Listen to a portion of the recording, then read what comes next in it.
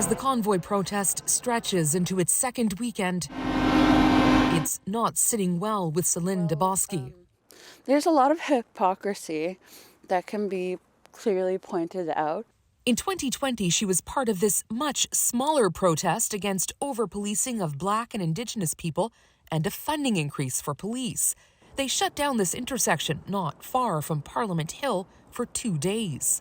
Then, at 3:30 a.m., dozens of police officers swarmed in, arresting and charging 12 people with mischief. I felt really scared.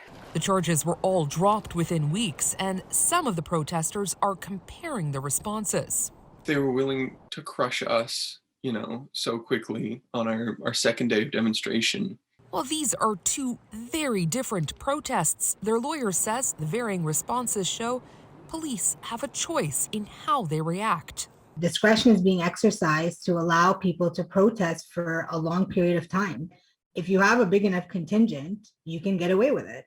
There's no doubt when it comes to shutting down protests, the bigger the crowd, the greater the risk of violence. If you attempt to challenge that with escalated use of force, you're going to create a bloodbath circumstance. Police also have to factor in any intelligence on other potential dangers within the crowd. This remains, as it was from the beginning, an increasingly volatile and increasingly dangerous demonstration.